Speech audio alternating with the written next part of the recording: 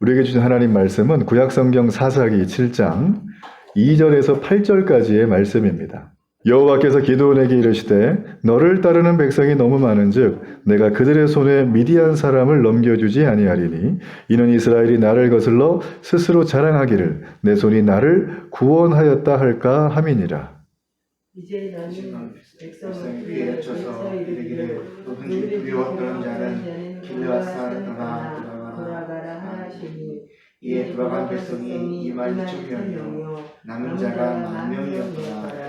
여호와께서 또 기드온에게 이르시되 백성이 아직도 많으니 그들을 인도하여 물가로 내려가라. 거기서 내가 너를 위하여 그들을 시험하리라. 내가 누구를 가리켜 내게 이르기를 이 사람이 너와 함께 가리라 하면 그는 너와 함께 갈 것이요 내가 누구를 가리켜 내게 이르기를 이 사람은 너와 함께 가지 말 것이니라 하면 그는 가지 말 것이니라 하신지라. 이에 백성을 인도하여 물가에 내려가매 여호와께서 기드온에게 이르시되 누구든지 개가 핥는 것 같이 혀로 물을 핥는 자들을 너는 따로 세우고 또 누구든지 무릎을 꿇고 마시는 자들도 그와 같이 하라 하시더니 손으로 움켜 입에 대고 핥는 자의 수는 300명이요 그 외의 백성은 다 무릎을 꿇고 물을 마신지라.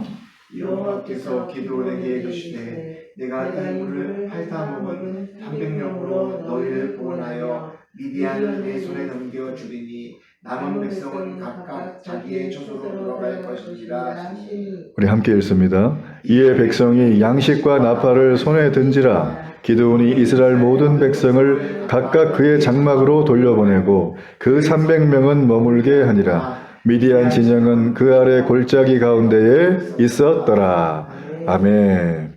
네, 축복합니다. 네, 오늘은 제가 여러분들과 함께 특별 주제 설교인 승리하며 성공하는 인생 이런 제목으로 제가 여러분에게 하나님의 말씀을 전하겠습니다.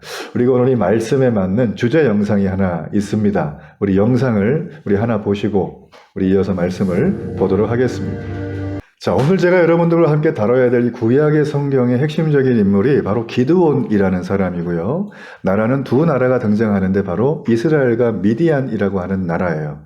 우리로 보면 대한민국과 북한이라고 보면 됩니다. 사람이라면 누구나 성공하는 인생을 살기를 원합니다. 자기 일에 있어서 사람들과의 관계 속에서 우리의 삶 속에 특별히 구원받은 그리스도인이라면 교회 생활, 신앙생활에서 날마다 승리하며 성공하고 살고 싶은 게 우리 모든 사람들의 바람일 거예요. 자, 그렇다면 우리가 어떻게 해야 이런 승리하며 성공하는 인생을 살아갈 수 있을 것인가? 저는 오늘 우리가 읽었던 이 본문 말씀 속에서 해답이 우리에게 있다고 생각합니다. 자, 이 기드온이라는 인물이 영상에 나온 것처럼 이 사람이 살던 시대에는 굉장히 힘들고 어려운 시대였어요. 그의 나라 이스라엘은 주변국들의 침략을 받던 굉장히 어려운 시절이었습니다. 그 주변국 중에서 미디안이라고 하는 바로 옆 나라가 희한하게도 한 해 농사를 다 짓고 타작할 때만 되면 침공을 해서 농사를 다 망해먹게 하는 거예요. 그러니까 이스라엘 백성들의 삶은 점점 경제적으로 궁핍해지고 살아가는 게 미래가 보이지 않는 그런 어려움 속에 살게 되었던 것이죠.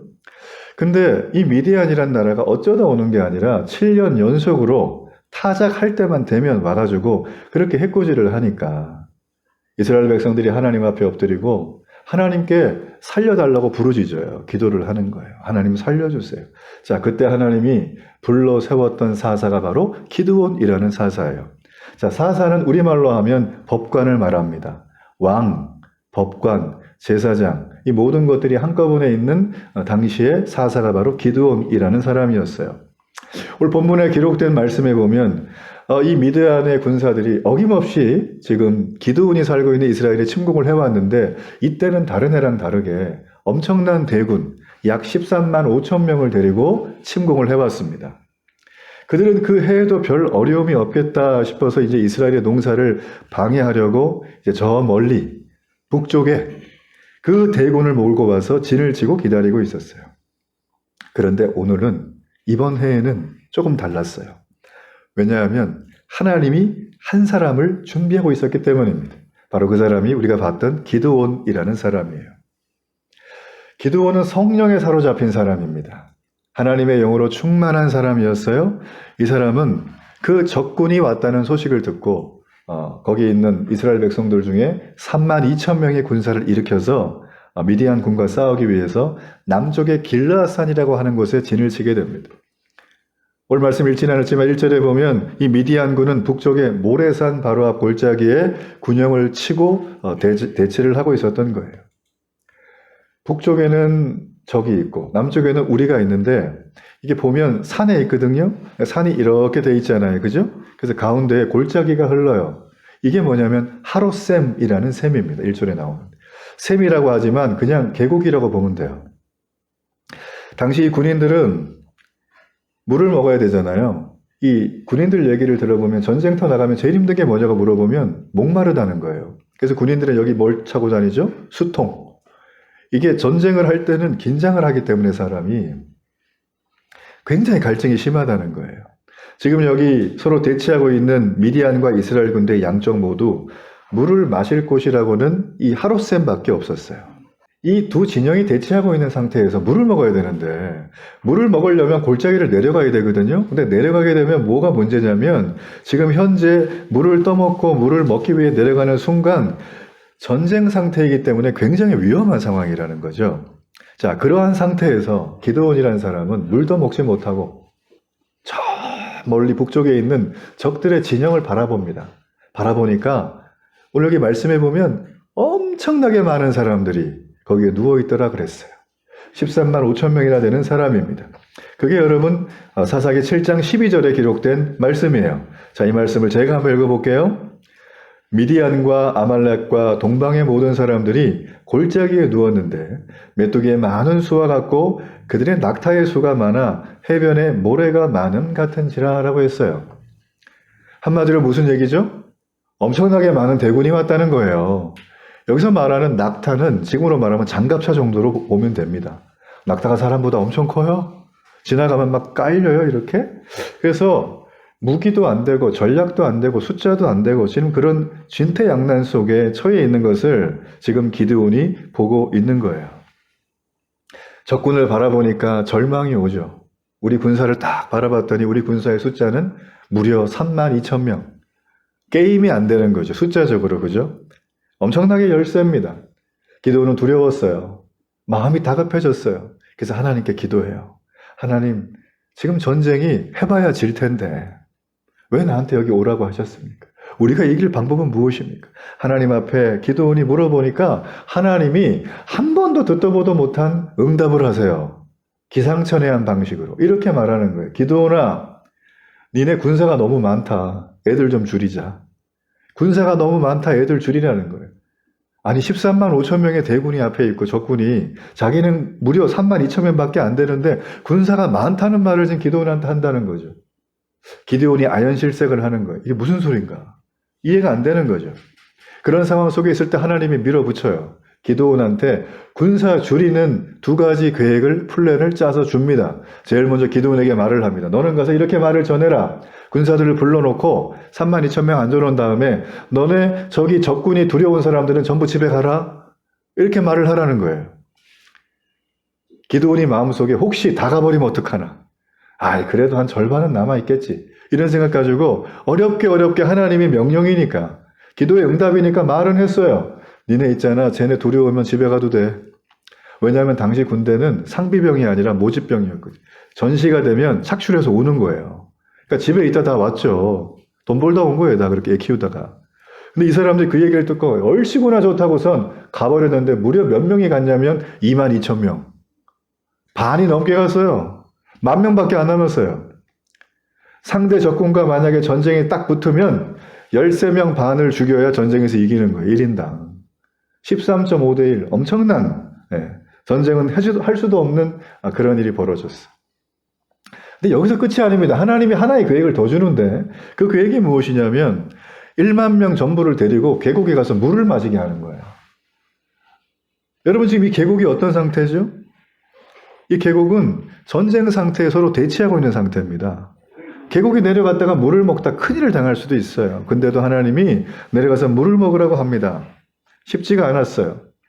이들은 그 말을 듣고 쏜살같이 내려갑니다. 이유는 하루 이틀 동안 아마 갈증에 시달렸을 거예요. 물을 못 먹어서. 내려가서 이 사람들이 물을 보자마자 어떻게 하냐면 옆에 있는 무기를 탁 던져놓고 머리를 물속에 쳐갖고 벌컥벌컥 먹었을 거예요. 근데 개 중에는 그렇게 먹은 사람이 아니라 전혀 다른 방식으로 물을 먹은 사람이 있었어요. 개 중에는 물을 먹으려고 머리를 쳐박지 않고 손에 무기를 들고 무릎을 살짝만 굽혀서 손으로 물을 떠가지고 개처럼 핥아서 먹는 거예요. 목이 마르니까. 눈은 적들을 바라보면서 경계를 늦추지 않으면서. 자, 이런 사람이 몇 명이었냐면 300명. 머리 쳐박고 개처럼 먹는 게 아니라 막 벌떡벌떡 먹은 사람이 9,700명. 하나님이 그렇게 딱 한 다음에 이렇게 말씀하셨어요. 있잖아, 저 머리 쳐박고 물 먹은 애들은 다 보내. 300명만 데리고 남아. 기드온이 그 말을 듣고 어떤 생각이 들었을까요? 전쟁 졌다. 300명이랑 13만 5천 명은 싸워보다 만한 거죠. 무려 승률이 아까는 13.5대 1인데 지금은 450대 1이에요. 말이 안 되는 전쟁. 이 전쟁을 지금 하나님은 하라고 하고 있는 거죠. 그러나 우리가 오늘 말씀에 나오진 않지만 쭉 읽어보면 이 전쟁을 이스라엘이 이깁니다. 하나님의 은혜로 이겨요. 이런 놀라운 승리를 주시는 하나님은 오늘 말씀을 통해서 예배하는 여러분에게 분명히 하나님은 뭔가 주시고자 하는 메시지가 있습니다. 우리가 세상을 살아가죠. 교회를 다니죠. 하나님을 믿죠. 우리는 그리스도인입니다. 그리스도인이니까 주일날은 교회도 가야 되고, 그죠? 우리가 말하는 음주가물을 해도 안 되고, 거짓말을 해도 안 되고, 정직하게 살아야 되고, 여러분 그렇게 살다 보니까 우리에게 피해가 와요. 손해를 보죠. 예수를 믿기 때문에 나는 구원받는 거 너무 좋은데, 야, 구원받기까지 가는 길이 너무 멀다 하면서 수많은 사람들이 세상을 살아가며 그리스도인으로 살아가는 게 쉽지 않다는 것을 경험해요. 제대로 믿으려고 그러면. 여러분, 그런데 주님은 오늘 본문 말씀에서 우리에게 주는 메시지가 있어요. 세상에서 그리스도인으로 살아가면서도 승리하며 성공하는 인생을 살 수 있다는 것을 오늘 우리에게 말씀해 주고 있는 것입니다. 전 여러분이 이런 놀라운 영적인 은혜가 있기를 바랍니다.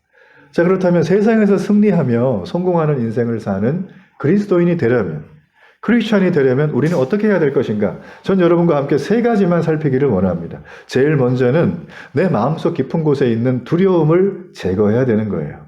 자, 우리 사사기 7장 3절의 말씀. 자, 이 말씀을 화면 보시면서 함께 한번 읽어봅니다. 이제 너는 백성의 귀에 외쳐 이르기를 누구든지 두려워 떠는 자는 길라앗산을 떠나 돌아가라 하라 하시니 이에 돌아간 백성이 22,000명이요 남은 자가 10,000명이었더라. 지금 이 말씀을 쭉 읽어보니까 어떤 말씀이 좀 전에 살폈죠. 하나님은 지금 22,000명이나 되는 사람이 전쟁을 참여하지 못하게 하셨는데 그 핵심은 뭐냐면 이들의 마음속에는 깊은 두려움이 있다는 거예요. 우리가 나가서 뭐해? 저 적군들은 작년에도 왔고 이번에 13만 5천 명. 우리는 무력으로도 안 되고 장비도 안 되고 전략도 없는데 나가봐야 싸워봐야 그냥 죽는 거 아닌가? 이런 두려움이 그들에게는 있었어요. 그들은 싸워보기도 전에 두려워 떨었기 때문에 주님은 말씀하는 거예요. 얘들은 나가봐야 진다. 결코 영적 전쟁에서 승리할 수 없다고 말을 하는 것입니다. 우리가 이 땅을 살아가면서 성도로서 그리스도인으로서 날마다 승리하며 살기를 원한다면, 이기길 원한다면 우리는 우리 마음속 깊은 곳에 있는 두려움을 먼저 제거해야 되는 거예요. 이 두려움이 내 안에 있다면 우리는 어떤 전쟁을 해도 이길 수가 없다는 것이죠. 사실 우리가 이 땅을 살아가면서 우리의 마음을 괴롭히는 것은 사실 마음속 깊은 곳에 있는 두려움이죠. 우리는 어떤 두려움이 있습니까? 이번에 이 일을 하면 잘 될 것 같은데 실패하면 어떡하나? 두렵죠? 내가 어떤 걸 했는데 건강을 잃을지도 몰라. 돈은 버는데 여기에 대한 두려움이 있어요. 질병에 대한 두려움, 내가 갑자기 사고를 당할까 봐 오는 두려움, 마음속에 막연한 원인도 모르는 두려움들이 현대인들은 시달리고 있죠. 우리의 속을 한번 들여다보십시오. 내가 하나님의 자녀고 내가 구원받은 사람이고 그리스도인인데 여전히 내 마음속에 하나님 앞에 나가서 예배함에도 불구하고 기쁨이 없고 평강이 없고 내 마음이 여전히 불안하다면 우리는 한번 내 속을 들여다봐야 돼요. 내 마음속 깊숙하게 자리 잡고 있는 두려움의 원인은 무엇인가? 두려움이 얼마나 큰 사이즈로 내 속에 있는가를 봐야 된다는 거죠. 우리가 1998년 대한민국의 IMF를 저희는 기억합니다. 우리 그때 지금도 기억하는데 회사가 흑자였어요. 잘 되는데 흑자 회사들이 도산하고 파산을 하고. 그러니까 그거는 불가항력적인 거였던 거예요. TV를 틀면 수많은 사람들이 이 나라가 지금 위기에 봉착해 있다고. 큰일 났다는 얘기를 너나 할 것 없이 전부 다 해왔죠. 그런 시절 속에 우리가 미국에서 하나의 낭보를 들었지 않습니까? 너무나 기쁜 얘기. 바로 약관 21세에 미국 LPGA 프로 골프 선수 중에 하나였던 사람이 미국의 US 오픈이라고 가장 명성이 높은 골프에서 우승을 해요. 약관 21세의 나이에. 그리고 이 훗날 이 골프 선수는 한국 여자 골퍼 최초로 미국 골프 명예의 전당에 이름을 올리게 됩니다. 자, 이 사람 누구냐면 박세리 선수예요. 지금도 이 명예의 전당에 오른 한국 사람 선수는 박세리와 박인비가 유일해요. 굉장히 어려운 겁니다. 자, 이렇게 기염을 토했던 박세리 선수가 어떤 프로그램에 나와서 인터뷰를 하는데 자기가 예전에 깊은 슬럼프에 빠진 적이 있다는 거예요. 2004년 어느 날이었대요. 그날도 자기는 경기에서 대회에서 우승을 하고 그 다음 경기 5일 만에 출전을 했는데 갑자기 내가 날마다 하는 스윙이 날마다 하던 퍼티가 자기 뜻대로 되지가 않는다라는 그런 느낌을 받았다는 거예요.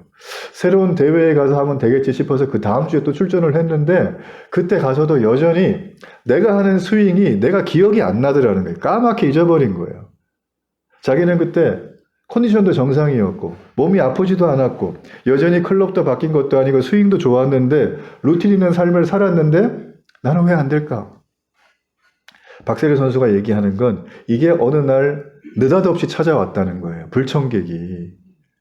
우리 그럴 때 있지 않습니까? 삶을 살아가며 느닷없이 몸이 아프고 느닷없이 갑자기 회사가 망하고 그죠? 느닷없이 갑자기 애들이 시험에서 떨어지고 이런 일들이 우리 상황에 왔는데 지금 박세리 선수가 그것 때문에 깊은 슬럼프에 빠지게 됐어요.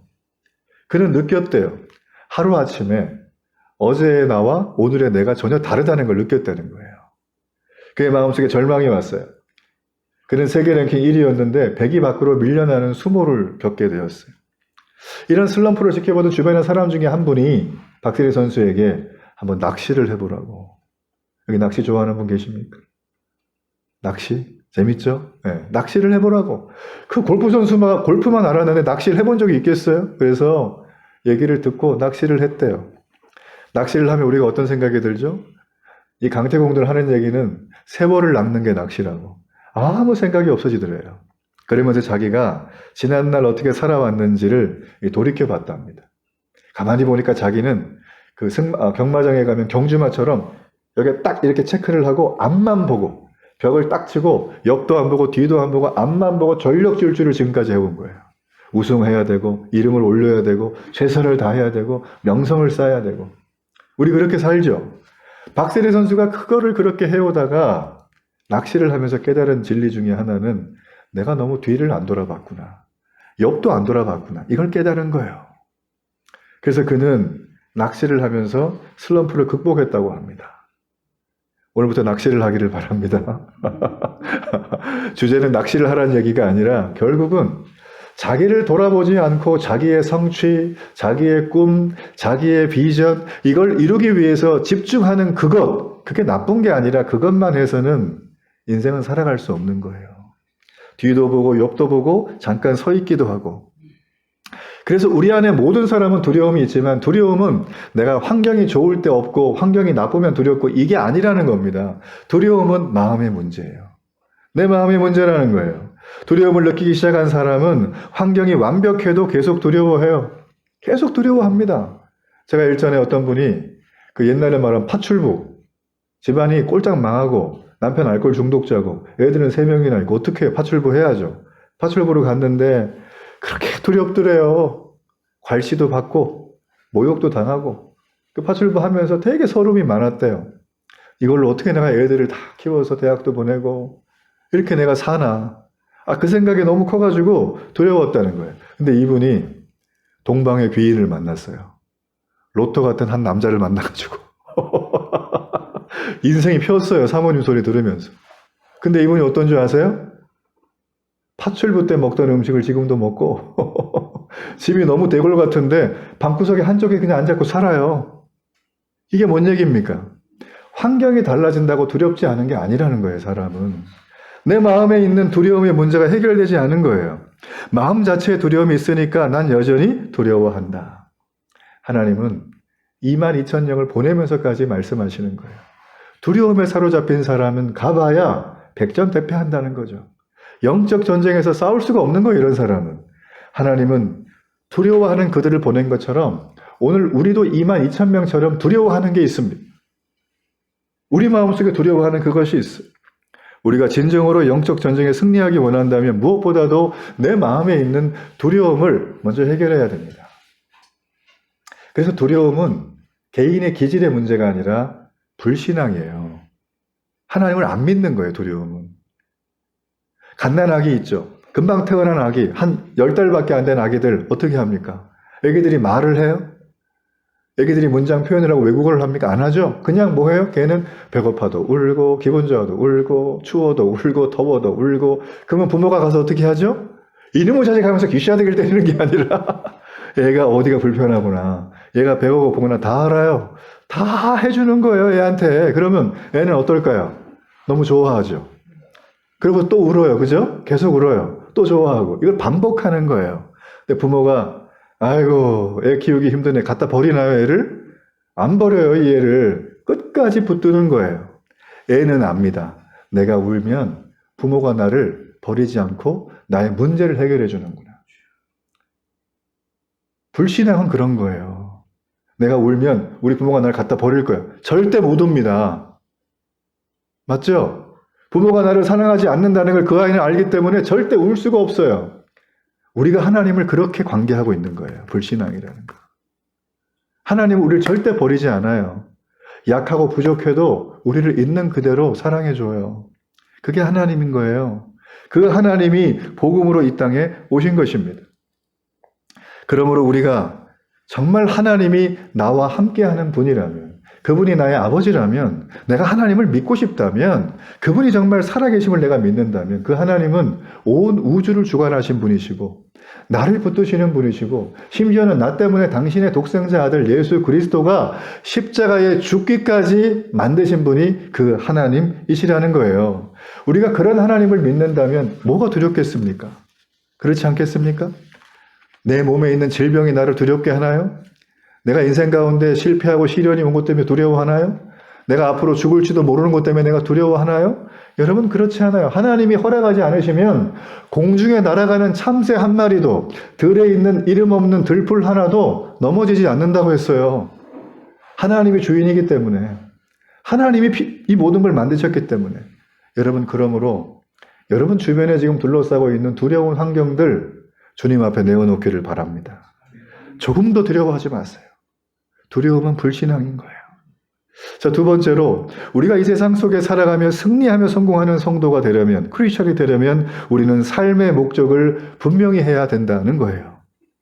오늘 여기 말씀해 보니까 1만 명 중에 전쟁에 참여하지 못하고 돌아갔던 사람이 물 먹으면서 딱 갈라졌죠. 9,700명. 이들은 목이 마르다는 그 갈급한 이유 하나 때문에, 내가 목말라요, 나는 이걸 반드시 해결해야 돼요. 그렇기 때문에 이들은 무릎을 꿇고 물을 마신 자인데, 무릎 꿇고 물 먹는 게 뭐가 문제였는가?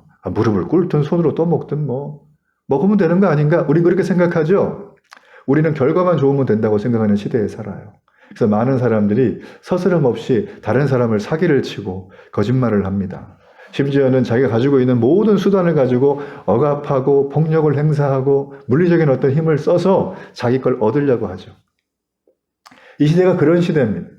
뉴스를 보면 너무 마음이 불편한 건 그런 시대의 내용이 자꾸 나오기 때문이에요. 맞죠? 그죠? 여러분, 최근에 제가 어떤 걸 봤는데, 삼례 나래 슈퍼 사건, 살인사건 아세요? 못 들어보셨죠? 전라북도 완주에 1999년도에 3명의 강도가 들어가서 거기 혼자 지켜보던 할머니를 살해하고 금품을 갈취했던 사건이에요. 그래서 그 3명은 옥살이를 하게 됩니다. 근데 이게 석연치가 않아요.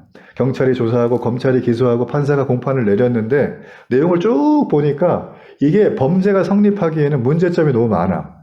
그러니까 범인이라고 잡았지만 얘네가 진범이 아닌 거예요.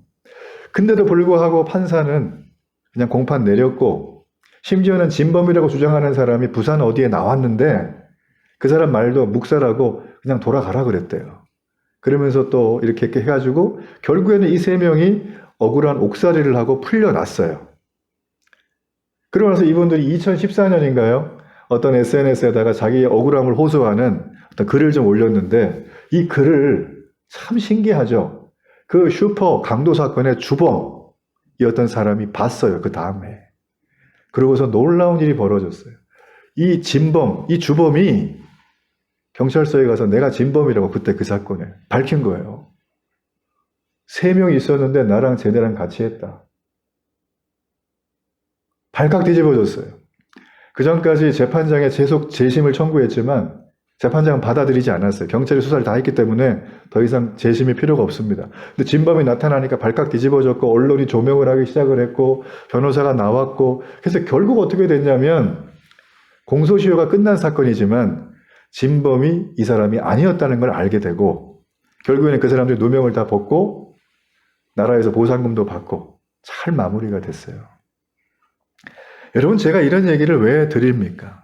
이런 얘기를 드리는 이유는 아주 간단합니다. 이 땅을 살아가면서 우리는 날마다 세상의 거대한 힘에 눌려 살아요. 우리는 자기도 모르게. 나는 나이 들었으니까 젊은 사람이 싫어할 거야. 눌리는 거죠. 나는 돈이 없으니까 어디 가면 행세를 못할 거야. 눌리는 거죠. 나는 스펙이 떨어지니까 결혼도 못하고 연애도 못하고 애도 안 놓을 거야. 눌리는 거죠. 우리는 이 땅을 삶을 그런 식으로밖에 살아갈 수밖에 없다는 거예요. 오늘 본문에 나와 있는 9,700명이 바로 그런 식으로 삶을 산 사람들이에요.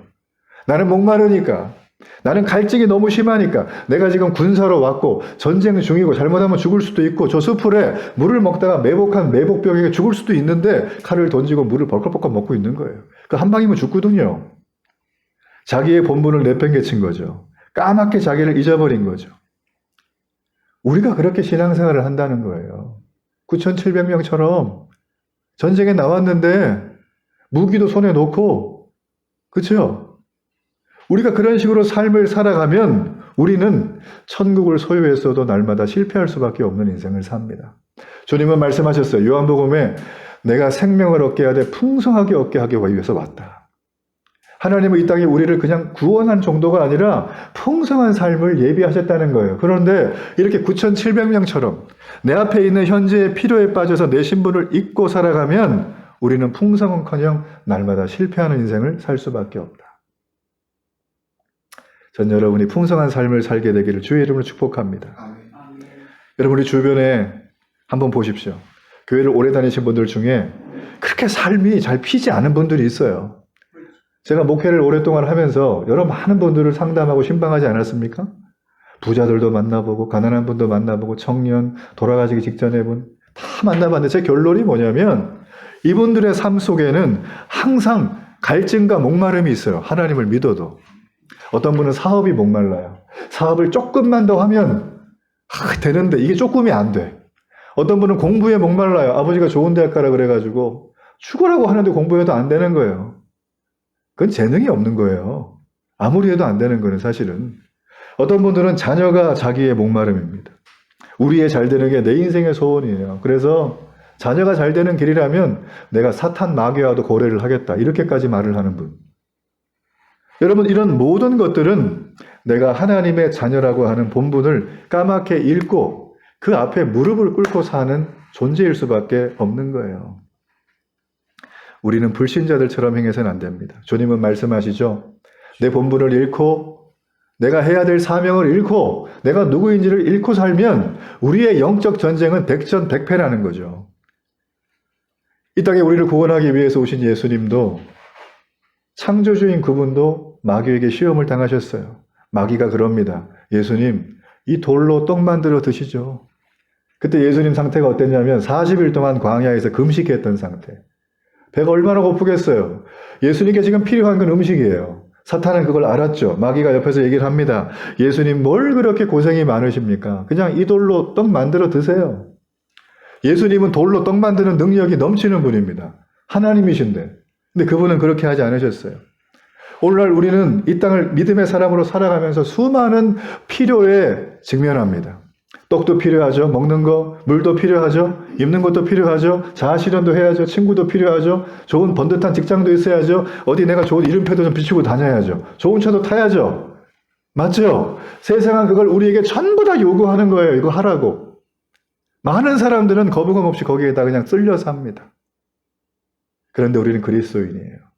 우리는 그 모든 것들이 우리에게 필요하고 시급하고 중요한 일이지만 반드시 기억해야 될 사실 하나가 있는데 그것이 무엇이냐면 우리는 그런 것들을 위해서 부름받은 존재가 아니라는 사실이에요. 우리는 그게 목적이 될 수가 없어요. 살아가는데. 이런 것을 목적으로 우리가 사는 한 우리는 이 세상에 물먹는 9,700명의 삶을 살아갈 수밖에 없다. 무릎을 꿇을 수밖에 없는 거예요. 우리는 정말 그렇게 살아가면 안 되는 존재입니다. 이렇게 고생하지 말고 돌로 떡 만들어 드시라는 사탄의 유혹에 주님은 이렇게 대답을 하십니다. 자, 마태복음 4장 4절의 말씀. 자, 이 말씀을 한번 화면을 보며 함께 읽어봅니다. 예수께서 대답하여 이르시되 기록되었으되 사람이 떡으로만 살 것이 아니요 하나님의 입으로부터 나오는 모든 말씀으로 살 것이라 하였느니라 하시니. 떡도 필요하죠. 그렇죠? 사람은 떡이 필요해요. 그러나 최종적으로 우리에게 필요하고 우리가 구해야 될 것은 하나님의 나라와 하나님의 의입니다. 우리말로 하면 천국을 구하는 거예요. 구원받은 자의 삶을 살아가라는 거죠. 우리가 이것을 힘써 구하고 목적으로 삼아서 살아가면 성경은 약속합니다. 마태복음 6장 26절. 자, 이 말씀 함께 한번 읽어봅니다. 공중의 새를 보라. 심지도 않고 거두지도 않고 창고에 모아 들이지도 아니하되 너희 하늘 아버지께서 기르시나니 너희는 이것들보다 귀하지 아니하냐. 하나님이 이 세상을 만드셨는데 하나님이 우리를 어떻게 보냐면 야, 저 날아다니는 새도 내가 먹이고 이쁘기거든. 걔는 저축도 안 해. 근데 내가 맨날 먹고 주거든. 너네는 걔네보다 훨씬 더 귀해. 이 말을 하는 거예요. 하나님은 우리를 어떻게 보시냐면 공중의 새보다 훨씬 더 귀하게 보는 거예요. 여러분, 그러므로 우리는 다시금 우리를 돌아봐야 됩니다. 나 자신을. 내가 지금 목말라 하고 있는 게 뭔가? 나는 재미있는 삶을 추구한다? 나는 의미 있는 삶을 추구한다? 여기에 목말라 있습니까?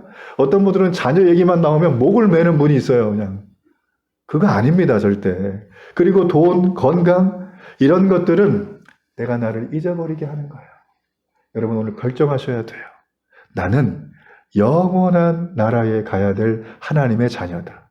나는 영원한 하나님의 몸의 부활을 입고 가야 될 그 나라를 상속받을 자녀임을 여러분은 결정하길 주의 이름으로 축복합니다. 우리 마지막으로 세상에서 승리하며 성공하는 그리스도인이 되려면 여호와 하나님만을 신뢰해야 됩니다. 우리 사사기 7장 2절의 말씀, 우리 이 말씀을 함께 한번 읽어보겠습니다.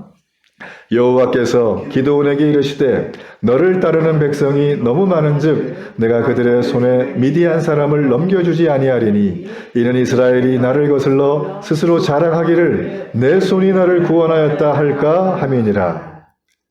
자, 이 말씀을 쭉 읽어보면 길지만 한마디로 말하면 이겁니다. 그리스도인들이 치르는 영적인 전쟁의 원리에 이기는 법을 설명해 놓은 거예요. 여러분 보세요. 내가 예수님 믿는다고 하면서도 자기 능력만 믿고 인생을 사는 사람들이 있어요. 교회는 그냥 명함 하나 판 거 정도로만 생각하고. 자, 이런 분들은 성공을 하게 되면 그 성공의 위험에 두 가지가 따릅니다. 하나가 무엇이냐면 이분들이 성공을 하잖아요. 그리스도인임에도 하나님을 믿지 않음에도 성공을 하면 이런 얘기를 해요. 하나님을 의지하지 않아요. 내 힘으로 했으니까.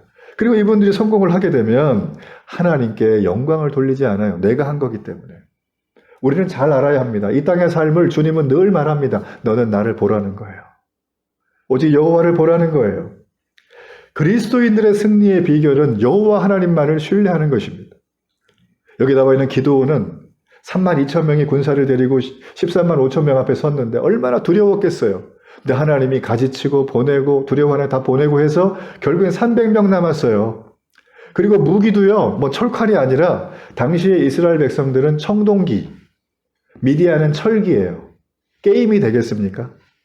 전차를 이끌고 와가지고 철기로 무력을 하는데 청동기는 게임이 안 되죠. 300명으로 간다는 건 그냥 몰살당하러 가는 거죠. 그런 상황 속에서 하나님은 무기를 어떻게 줬냐면 빈 항아리하고 횃불을 줬어요. 이걸로 싸우래. 항아리 던지면서 싸우면 어떻게 되겠어요? 말도 안 되는 이런 상황을 준 거예요. 여러분, 자기 자신이 문제를 해결할 모든 자원이, 동원할 수 있는 자원이 전부 끝나고 날 때 오늘 기도하는 말씀에 보면 하나님을 봅니다. 내가 살 길은 하나님밖에 없다. 승리의 요건이 내게 있지 않고 하나님께 있다라는 걸 그는 보는 거예요. 이 땅을 살아가면서 제가 청년들을 만나면 이런 얘기를 해요. 목사님, 저는 스펙도 없고요. 집안도 흙수저고요. 너무 가난하고요. 부모님이 나한테 도움이 전혀 안 돼요. 그리고 전 재능도 딸려가지고 뭐 이렇게 해보려고 그러면 날마다 그냥 입사 시험에 떨어지고 외모도 부족해요, 저는. 저 어떻게 살면 좋겠어요? 인생 그만 살아야 될까요? 저한테 이렇게 물어봐요. 그럼 그런 말 들으면 제 마음도 아파요. 그렇지만 여러분 생각해 보십시오. 우리의 연약하고 우리의 부족한 모습, 이 모든 모습은 오히려 하나님이 사용하기에 적합한 모습이에요. 우리는 그 하나님을 오히려 찬양해야 됩니다. 하나님은 특징이 있어요. 하나님은 강한 자를 사용해서 일을 이루는 게 아니라 우리처럼 연약하고 볼품없고 아무도 안 알아주고 생고생을 하는 우리를 데려다가 강한 자를 부끄럽게 하는 분이십니다. 하나님은 300명을 즐겨 사용하는 분이지 13만 5천 명을 데리고 전쟁을 이기는 분이 아니에요. 우리의 삶이 300명 같다면 여러분 희망을 잃지 마세요. 하나님을 높이십시오. 하나님은 여러분을 반드시 사용하실 것입니다. 그렇기 때문에 우리는 이 땅을 살아가며 우리 마음속에 여전히 낙담하고 좌절하고 절망하고 두려워하는 것들, 그런 것들이 많을 거예요. 그러나 오늘 말씀합니다. 여호와를 바라보라. 여호와를 바라보라는 거예요. 내가 이 모든 걸 떨쳐버리고 내 인생의 당장의 필요에 무릎을 꿇지 말고 하나님 앞에 인생을 맡기라고 말합니다. 전 여러분들이 300명으로 13만 5천 명을 물리치신 그 하나님의 승리하신 그분이 여러분의 인생에도 놀라운 승리를 주실 줄로 믿습니다. 우리 그런 은혜가 있기를 주의 이름으로 축복합니다.